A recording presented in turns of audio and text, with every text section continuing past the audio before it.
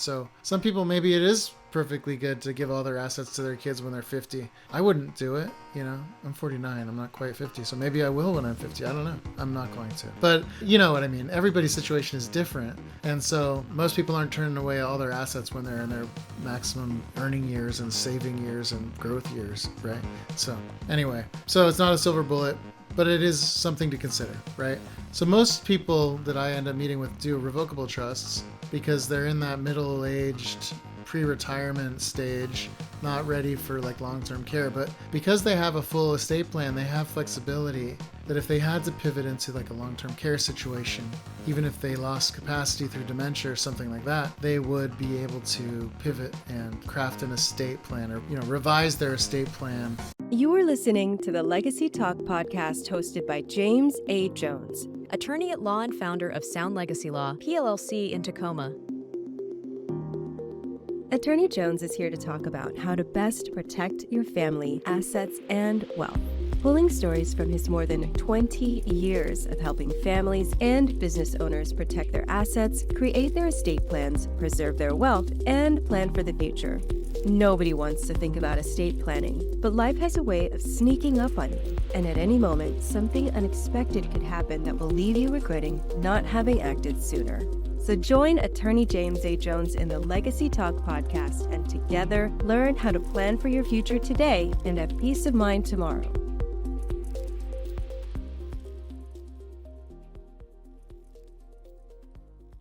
Welcome to Legacy Talk. I'm your host, James Jones. I'm an estate planning and probate attorney in Tacoma, Washington.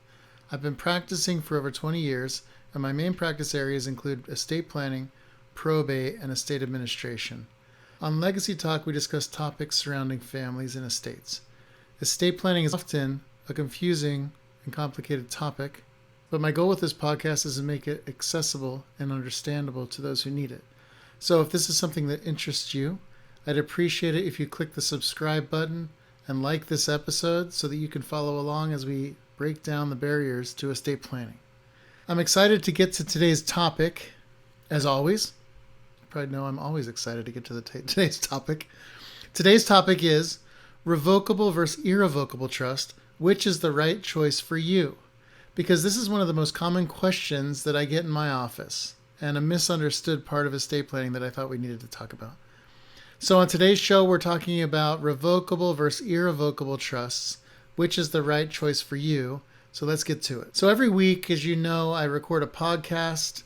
Usually I have a few weeks of recordings in the can, as they say, in the business. And so there's a few weeks between recording and release because they get produced and they get cleaned up and the inconsistencies get taken out when I say too many ands and ums and ohs. And so hopefully those don't get taken out. We'll see. Anyway, I'm not always exactly sure what I'm going to talk about, even up until the time or the day and hours before I record. And that's how it was today before my recording session. And every Friday, we have a staff meeting to sort of go through the week, talk about our wins, talk about things we were working on. And so I asked my staff, well, what's a good topic for today's podcast? I often ask that question, but today I immediately got the response, you got to talk about revocable trust versus irrevocable trust, because that's been coming up a lot. It comes up a lot in my office. Which trust should I use, irrevocable or revocable? And I'm not sure where people are seeing this. I don't do a lot of Google research on the type of trust I should use, probably because I'm in the business. And I guess I've got articles and things like that on my own website that talk about irrevocable versus revocable trust, but I never really searched for it. So I'm not really sure the sources that they're getting this. And maybe it's some of the stuff that I put out there. But this week we had multiple clients talking about this topic, wondering what the differences are and which one should I use in this situation or that.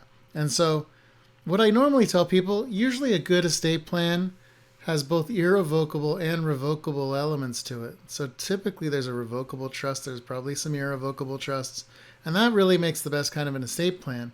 There's specialized irrevocable trusts and there's specialized revocable trusts.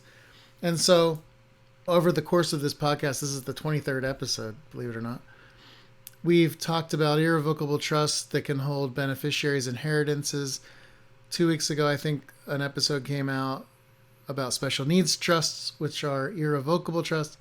And we also almost always, the topic of revocable trusts and their benefits comes up. So why not talk about the differences? So today's topic, we're going to discuss the type of trust, irrevocable versus revocable, and which one is right for you. So before I get into that, though, I need to preface this because there are differences. Revocable means it can be revoked, right? That's the simplest definition of revocable. It can be revoked. That means it can be changed. It can be amended. It basically means that the person setting it up has full control of the trust, right? The revocable trust, as we've often talked about, there's three parties to every trust. A grantor, settlor, who sets it up. Grantor is what I call it.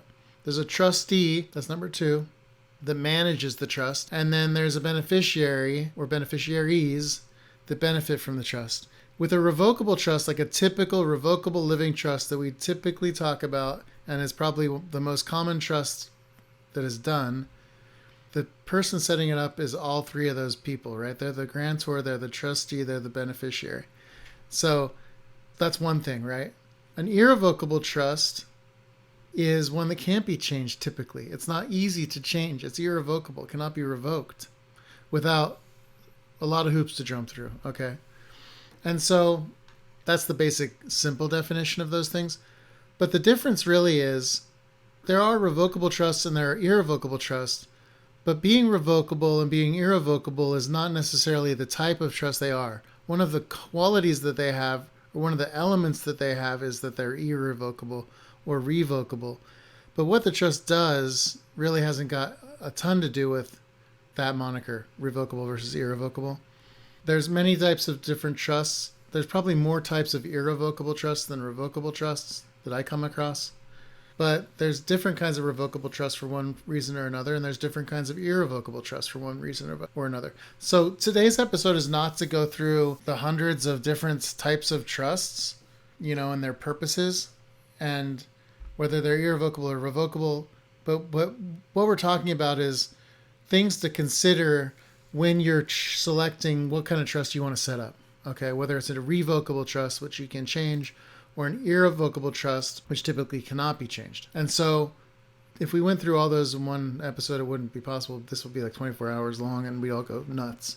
So that could be a series of episodes maybe someday, like this kind of irrevocable trust. Maybe we'll do that down the road.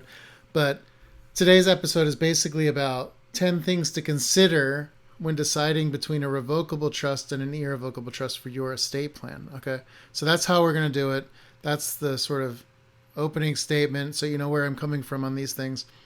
We're not going to get into the weeds on the types of irrevocable trust necessarily. We might talk about a couple different ones. We're probably only going to talk about one kind of revocable trust, which we've already talked about, the revocable living trust, because that's the one that most people do, and that's the one that most people need. So here's our list, okay, of things to consider when selecting revocable versus irrevocable trust. The first thing to consider, and this always comes up, and this is one of the biggest misconceptions about the revocable versus irrevocable trust, is control over assets. A revocable trust allows you to retain control of the assets within the trust. You can alter, amend, revoke the trust anytime during your lifetime as long as you have legal capacity. Your brain still works, in simple terms, I guess we should say. So the reason why is because you're all the parts, right? You're the grantor, you're the trustee, you're the beneficiary that we've talked about. So a revocable trust, you have full control over your assets. So that must mean a trust, you don't have full control, right? So an irrevocable trust requires you to relinquish control of the assets once they're placed in the trust. Changes and revocations are generally not allowed without everybody that's related to the trust agreeing. Right? So that could be beneficiaries, trustees, getting on board and coming together to say, oh, well, we can change this part of the trust. But it's not easy, right? It's not like a slam dunk that you walk in and you do it yourself without talking to anybody. You have to get a bunch of people on board usually. And so with an irrevocable trust, you lose control because you can't be the trustee of an irrevocable trust and have it do what you want it to do, right? Which is primarily asset protection, which we're getting into next, or in a couple points here. Number two is estate tax implications, okay? A revocable trust does not provide in itself estate tax benefits. The assets in the revocable trust are considered part of your estate for tax purposes. So anything that's in this revocable trust, and we're using a revocable living trust as our basic type of revocable trust. There can be other kinds of revocable trust, but for this purpose, when we say revocable trust, we're talking about a revocable living trust that you control completely. Okay. So those assets in that revocable trust are yours. The IRS and the Department of Revenue and those taxing authorities that implement estate taxes consider those your assets, regardless of whether they're in the trust. Okay. With an irrevocable trust, they can provide tax benefits because you're basically removing the assets from your name, which means they're removed from your taxable estate, and putting them in a trust that you don't control, right? And so that has the potential to reduce your estate taxes. And if you're a married couple and you want to take advantage of your exemption, we haven't talked a lot about tax planning, and that's got to be talked about. We got to do one of those episodes. I've got it on my list. But if it's a married couple, oftentimes if you have a taxable estate, that revocable trust that you set up will create an irrevocable trust to shelter the deceased spouse's estate tax exemption amount of the estate. Okay? So that's one reason you have both trusts in that plan. You've got a revocable, but it also has an irrevocable element. So that's estate taxes. Number 3, and this is the biggest reason why people think about irrevocable versus revocable, is asset protection. Okay? A revocable trust offers limited asset protection from creditors during your lifetime. Because the assets, why? We just said it, right? The assets are still considered yours even though they're titled in the name of the trust. Because you're the beneficiary, you're the grantor, you're usually the trustee, so they're your assets, okay? And so even if it's in a trust, which is basically you on paper, a revocable trust is basically you on paper. It is not an asset protection trust. Those assets are open to creditors, right? They're open as part of your taxable estate.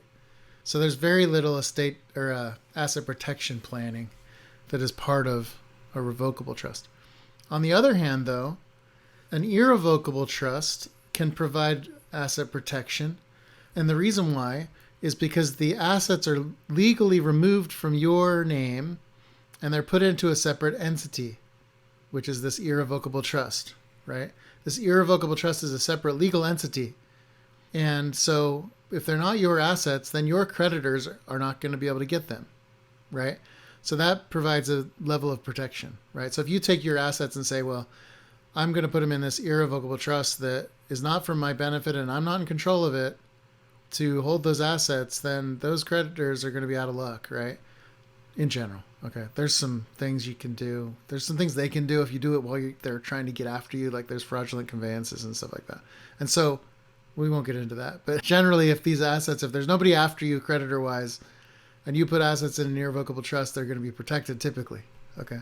So number 4, government benefits eligibility. Okay. So we talked a couple episodes ago about a special needs trust. That's an irrevocable trust. Okay. So they can help for things like Medicaid planning, Social Security disability planning, because the assets in the trust are transferred to a trust that you do not control, that you're not the beneficiary of, unless in a situation where it's a third party special needs trust that was set up for you by your parents or a friend or a brother or whatever. That's going to be an irrevocable trust that won't count against you.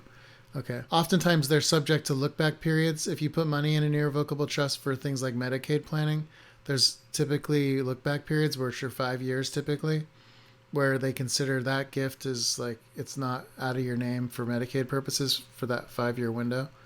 And so you got to plan a little bit early. So there's other eligibility requirements as well there.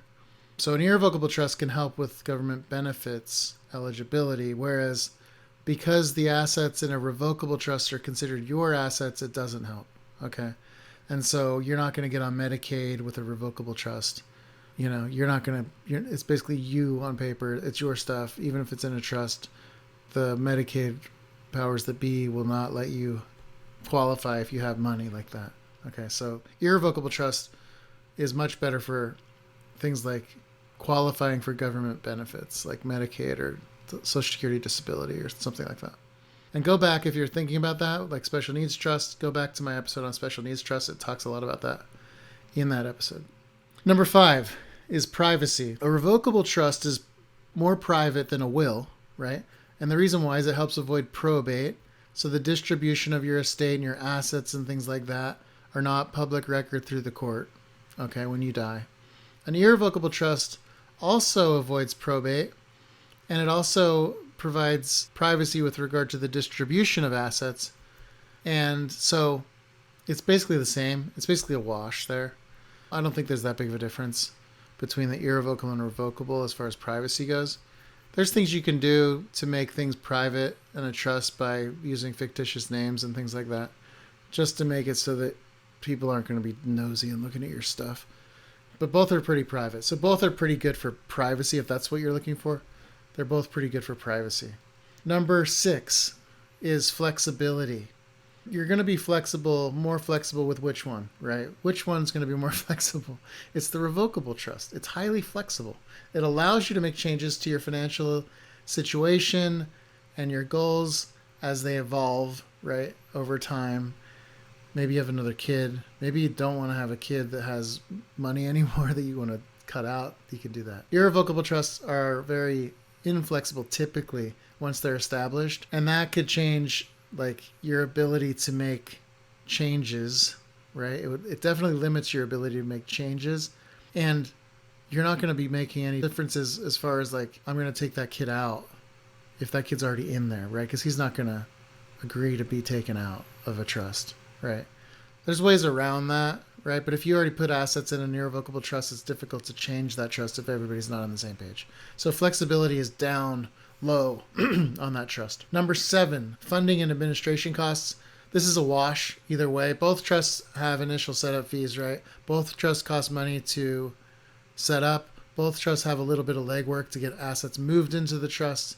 And there's sometimes ongoing administrative expenses. If you're your own trustee or if you have family members that are trustee, that's not a big thing really.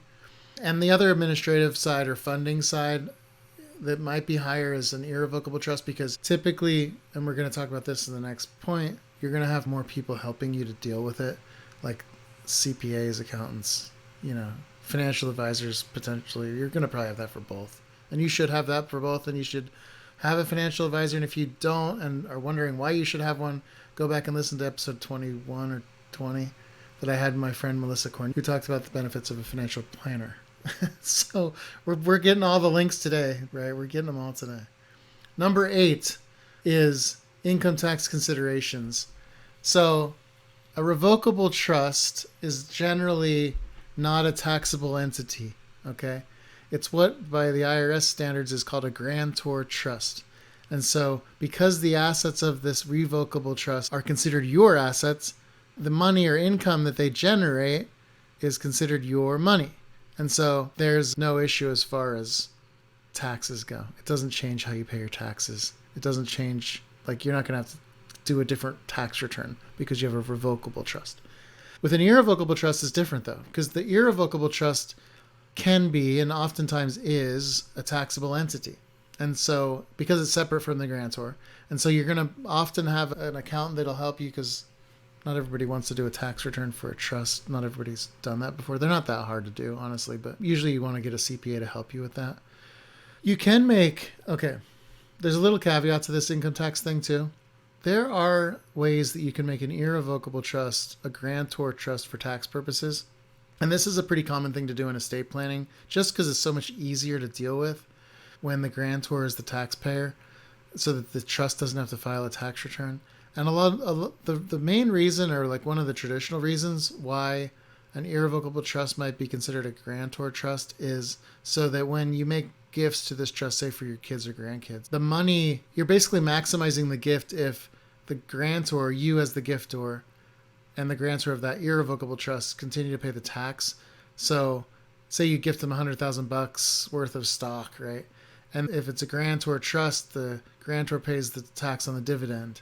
Whereas if it's a non-grantor trust and the irrevocable trust pays its own taxes, then the irrevocable trust is going to be paying the tax on the dividends and potentially reducing the principal as well in the trust. So it maximizes the gift. That's something else that we're not really talking about today. But you can make an irrevocable trust a grantor trust. But for our simple purposes, revocable trusts are easier to deal with tax-wise than an irrevocable trust. This is kind of a weird one. Number 9. I've never ever met with anybody. This just came up. I don't know. Financial aid for education. Typically, people aren't asset protection planning to provide for their kids' college. Maybe that's going to come up because college is so expensive these days. It's ridiculously expensive these days to go to college. And any of you that have kids in college or recently went to college know that it's expensive to go to college these days. Thank you, guaranteed federal loans. But I digress. The revocable trust, the assets are yours, so they're going to count against your kid on their FAFSA. So if you have too much money, that kid's not going to get much aid. Okay. An irrevocable trust, if you put it in there, it might help shield those assets from being counted for financial aid. This doesn't come up very often. So we'll just move to the next one. The next thing is probably the second biggest thing, maybe the first. Okay. There's asset protection, if we're calling it asset protection being the first thing that can cover this too.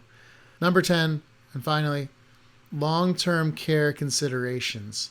So a revocable trust does not protect your assets from long-term care qualification, okay?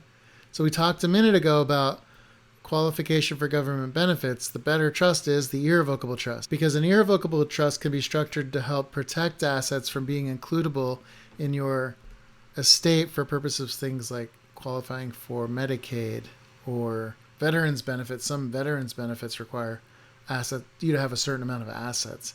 And so if you create an irrevocable trust, if you're on the precipice of needing long-term care, it can be a very good thing. Despite the fact that there's often look-back periods, currently 5 years, you can have money and sort of hold it for a rainy day. If you don't need to spend it all, then you can basically save that money and not have to spend it down to zero, basically. And so you give your estate more flexibility. You give your kids more flexibility. They don't have to cover the things that aren't covered, which are a lot of things that are not covered under Medicaid, like personal care items and clothing and all the things, right? That you'd sort of like normal stuff that people need are not usually covered on Medicaid. And so there's money, you need a little bit of money to cover that stuff. And so having some money in an irrevocable trust for Medicaid purposes can be really helpful. And so they are good for that. It has to be timed right and it has to be set up correctly, but they can be good for that. Whereas a revocable trust doesn't help. So now we talked about the 10 things to consider. Now it's story time. So for this week's story, it's pretty general. I get 2 types of clients primarily that ask about these questions. Do I want to use a revocable or an irrevocable trust? Okay. And so the first type of client is like, these are general. Okay. A young entrepreneur, a real estate investor, typically, they want to make their assets bulletproof, right, from creditors. The second is like a middle-aged couple, and they're worried about long-term care in the future, and they're worried about losing everything if they have to go into a nursing home or long-term care facility of some kind. Both of these clients want asset protection, right? The young entrepreneur, real estate person wants to have asset protection so their real estate empire doesn't get taken by creditors. The middle-aged couple wants to shelter their assets so that they can qualify for Medicaid down the road if they need to. The problem is that neither of these clients usually thinks of the way that these irrevocable trusts, which is what they would use for asset protection, as we've talked about, have to give up control, basically, of these assets. So if these people, and they often don't because they have younger kids or no kids or, if they don't have trusted children or family members or friends, it's not really possible to have an irrevocable trust that's sort of a wink, to your kid or friend or brother or whatever, sister, to help you hold those assets just in case you needed them later, right? An irrevocable trust requires a separate trustee, and if you set it up, you can't be the beneficiary either, or it doesn't give you any asset protection value. And so if you can't find someone to help you control the trust that you trust explicitly, like, it's not going to work, right? You're not going to put some random in charge of all your assets just for a potential creditor protection benefit. Not typically, at least.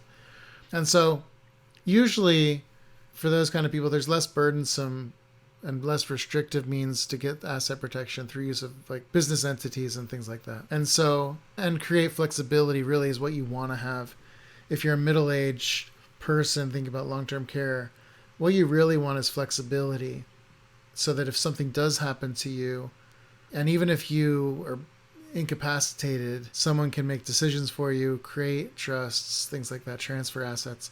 That's usually under a durable power of attorney. It can be done under a revocable trust that they set up. So really you want to put the steps in place and the flexibility in place that you can pivot if necessary. And for like an asset protection strategy for like an entrepreneur, real estate investor, there's business entities that are very good at keeping assets protected. There's ways to become more private, things like that. So an irrevocable trust is not the silver bullet, always. It can be very protective and very effective with regard to asset protection, Medicaid qualification, things like that. But it's not always the perfect thing in the moment. Okay, so there's times and places, as with everything, and everybody's plan's different. So some people, maybe it is perfectly good to give all their assets to their kids when they're 50. I wouldn't do it, I'm 49, I'm not quite 50, so maybe I will when I'm 50, I don't know. I'm not going to. But you know what I mean. Everybody's situation is different. And so most people aren't turning away all their assets when they're in their maximum earning years and saving years and growth years, right? So anyway, so it's not a silver bullet, but it is something to consider, right? So most people that I end up meeting with do revocable trusts because they're in that middle-aged pre-retirement stage, not ready for like long-term care, but because they have a full estate plan, they have flexibility that if they had to pivot into like a long-term care situation, even if they lost capacity through dementia or something like that, they would be able to pivot and craft an estate plan or, revise their estate plan to become Medicaid friendly. Okay. And so that's it. That's what I wanted to say today about our irrevocable versus revocable trust. Hopefully it was helpful for you. Thanks for listening to today's episode of Legacy Talk. If you liked today's episode and would like to learn more, please like and subscribe for more great content. I've been your host, James Jones. To your legacy. Thank you for listening to the Legacy Talk podcast by attorney James A. Jones. If you found today's episode helpful, we ask that you like and follow us on all major platforms so you don't miss out on the latest episode. If you have questions for Attorney Jones, reach out at info@joneslegacylaw.com or visit our website at joneslegacylaw.com. Join us again next week for another episode of the Legacy Talk podcast.